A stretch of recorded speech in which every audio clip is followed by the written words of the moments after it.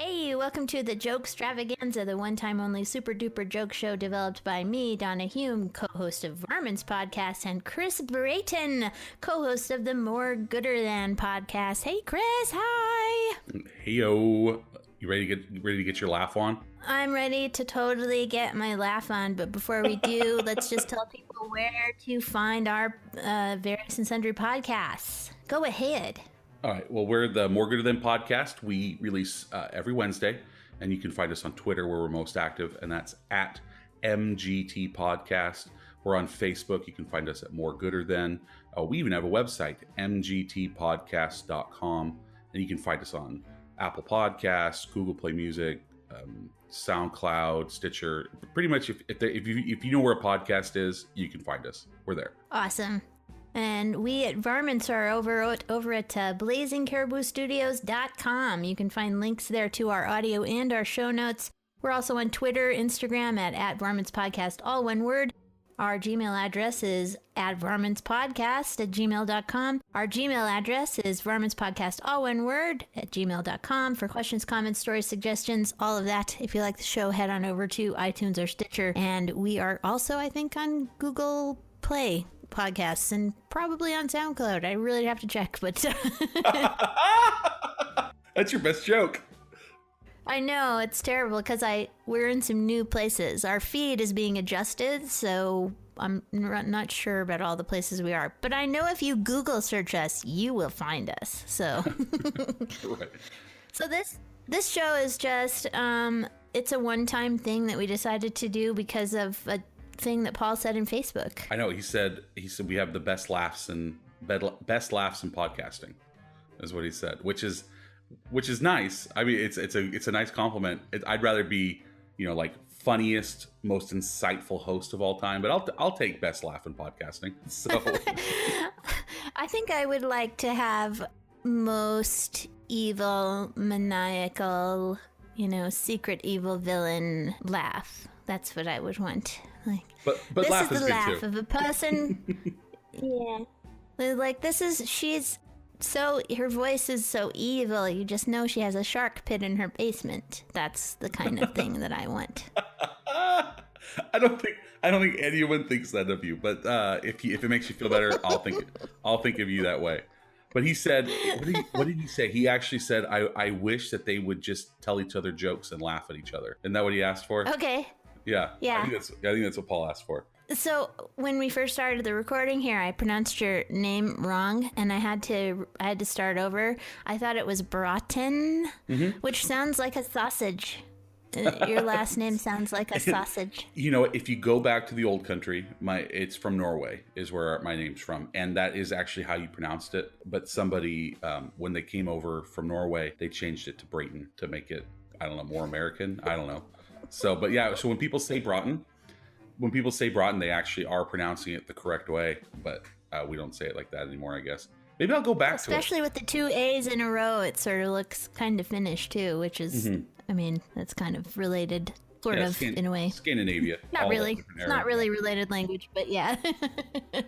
Well, I looked up the meaning of your last name because I wanted to know what it meant, and it apparently is a habitational name from Bråten, a common farm name in southeastern Norway derived from the Old Norse broti, or land cleared for cultivation by burning. So it's a farming thing.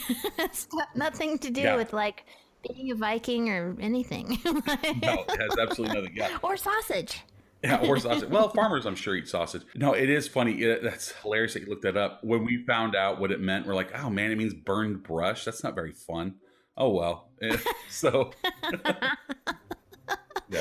Well, I think mine means helmet maker or something. So our guys weren't even Vikings either. Mine's also Norse in origin, but there's a lot of Humes in Scotland, but it is a Norse origin. You know why there's a lot of Humes in Scotland, don't ya? Because Vikings came and lived there. They lived everywhere. They went everywhere, and they lived there, and they burnt some brush. And they burned some brush, and our people made some helmets. So there you go. Go team. All right, let's get this show on the road. I'm gonna start us out with a light bulb joke. What do you think about that? Ready? I'm ready. Let's do this. Okay. How many college football players does it take to change a light bulb? How many? 1, but he gets 3 credits for it. That's good. That's a good one. I like that. I love light bulb jokes. Light bulb jokes. Okay, hit me. Okay. Why can't you hear a pterodactyl go to the bathroom? Why? Because the P is silent.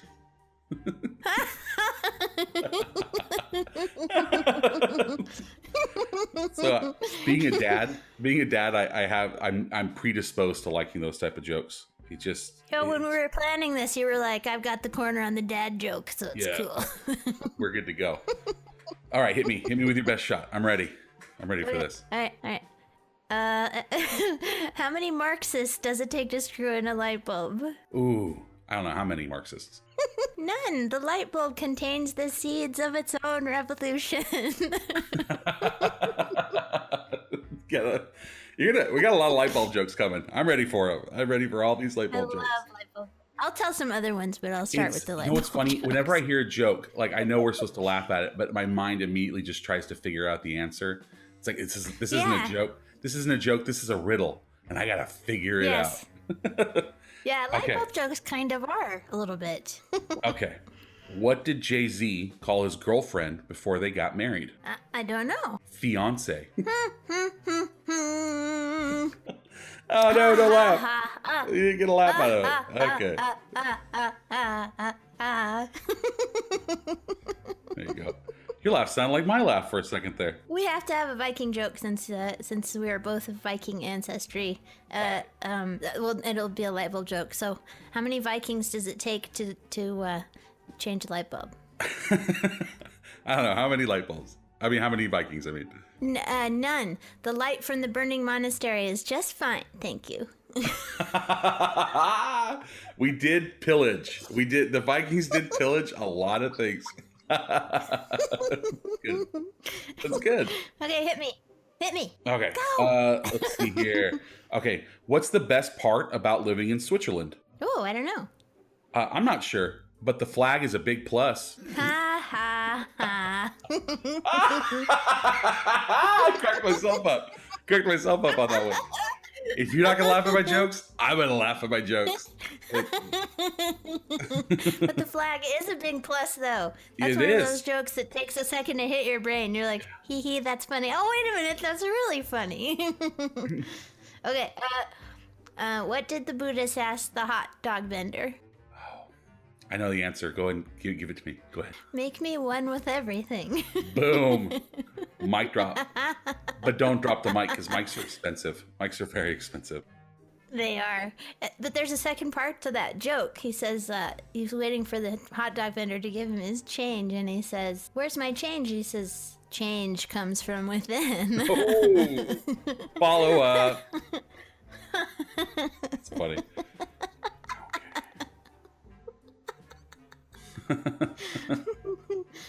Sorry. I'm trying to do. Myself up. So how do you kill a vegetarian vampire? Ooh, I don't know. With a stake to the heart. Ah! That's how you kill a regular person, too. I know, yeah. Too much red meat. Too much red meat. So why aren't koalas actual bears? Oh, I don't know. Why aren't... They don't have the koalifications. Varmints! Varmints! Hit me with your next shot. All right, so pampered cows, they produce spoiled milk. Oh, do they now? Gosh. Okay, here's one for your kids. Where does the general keep his armies? Oh, I don't know. Where does the general keep his armies? In his sleeveys. In his what? In his sleeveys. Oh, I get it now. That was a slow burn. In that one. That was good. I didn't catch it right away. That's hilarious. Oh man, babe. I'm gonna tell that one to my girls later. Okay, how did the hipster burn his tongue? Oh, I don't know, man. How did the hipster burn his tongue? I mean, he drank his coffee before it was cool.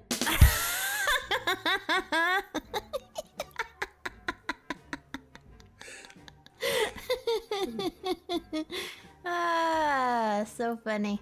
Okay, I have one that I'm going to tell you my snail joke. Okay. It's a little bit longer joke, so it'll take just a little bit longer.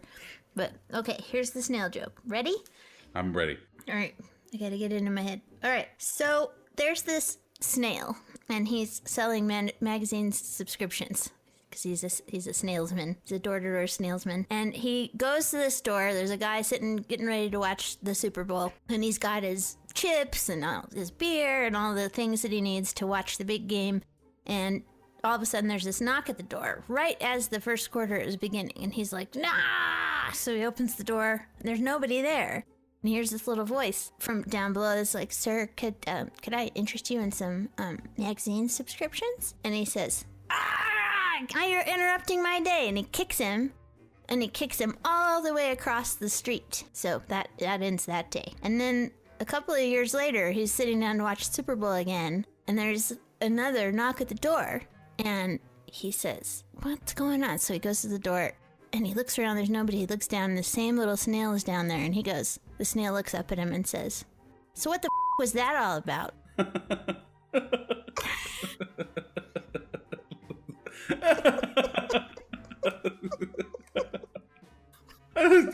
Oh man. What would snails actually say if they could talk? It'd be very slow. I just like the snail swearing. Yeah. So funny. It takes him 2 years to get across the street, so he's really upset. Whatever. I love that joke. Okay, go ahead. Okay, so what did the podcasters say to their audience? Oh, I don't know. What did the podcaster say to their audience? Is anybody out there?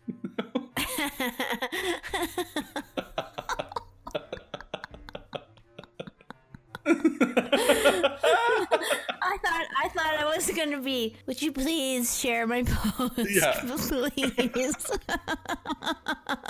Please rate, or it's either that or it's please rate and review us on iTunes, or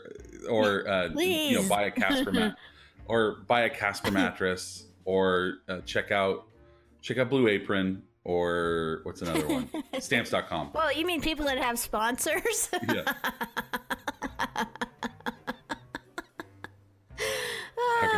Oh my goodness. All right. I have. It's your turn. Go ahead. Okay. What do you get when you cross a dyslexic, an insomniac, and an agnostic? I don't know. Go ahead. That's the person who lays awake at night wondering if there's a dog. So how many podcasters does it take to change a light bulb? Ooh, a light bulb joke. I don't know. How many podcasters does it take to change a light bulb? None. They're too busy making an hour-long show about the light bulb is out. Sorry. I said that. I read it wrong. I said it wrong. But he's still laughing at it. Do it again. Yeah. They're too busy making too busy making an hour-long show about how the bulb is out. There you go. That was, yeah. Nice. Yeah. I got it though. I figured it out. Okay, here's a varmint for you. Okay. So there's these two goldfish in a tank, and one looks at the other and says, "You know how to drive this thing?"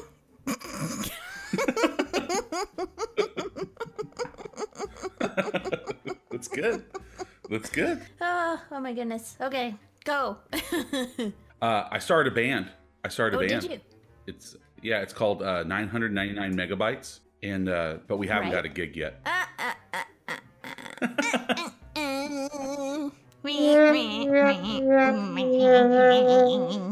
That's like a Gong Show joke. Aren't they bringing that back? I think they're bringing back the Gong Show. I know they are, but there's really no reason to do that. I really wish they wouldn't do that. Yeah, it's called America's Got Talent. They're already doing it. So yeah, but but they're gonna do the real Gong Show, and it's just they'll never catch the cheese that was like the 70s was just cheese. You know, they're never gonna be able to replicate that. That time is over. Are you ready? Yep. How many existentialists does it take to screw in a light bulb? 2. 1 to screw in the light bulb, and 1 to observe how the light bulb itself symbolizes a single incandescent beacon of subjective reality in another world of endless absurdity, reaching out toward a cosmos of nothingness. That's so long. That sounds exhausting. It sounds so. All that stuff always sounds like, oh man, it just sounds exhausting. Just go get some food and watch some TV. So much easier. He believes in nothing. He believes in nothing, Lebowski, nothing. Oh man, that's so funny. Goodness. All right, I got one more podcaster joke. Okay. What do you call a podcaster with an audience of one? What do you call a podcaster with an audience of one? Successful. Yes, that's true. Got one. That's Got true. one. As long as it's not your mom. Woo! Yeah, I know. Even if it's your mom, I would say. I can't get my mom to listen. My mom doesn't listen to mine either. Yeah, which is probably for the best. So That's fine. That's fine. But you're like, yeah, I spend an inordinate amount of time on this. Right. Okay. Let's just wrap it up. Okay, how many psychologists does it take to change a light bulb? I don't know. How many does it take? None. The light bulb has to want to change. That poor light bulb. All these poor light bulbs. There's a lot wherever this place is. All these light bulbs that need changing. I mean, light bulbs aren't cheap. You know, if you want to get the good ones that last a long time. Light bulb jokes are a thing, and I really like them. Okay, you got a final dad joke for us? Dad joke. Jeez. What do you call a dinosaur with an extensive vocabulary? A thesaurus. That's about as dad as you okay, can get. here's some for your kids. How do you know if an elephant's been in your refrigerator? There's footsteps in your butter. Footprints in the Jello Dang it, is how so I always heard close, it. so close. Yeah. How do you catch a squirrel?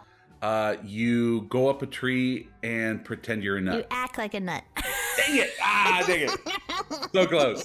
I was testing you. You know all the dad jokes.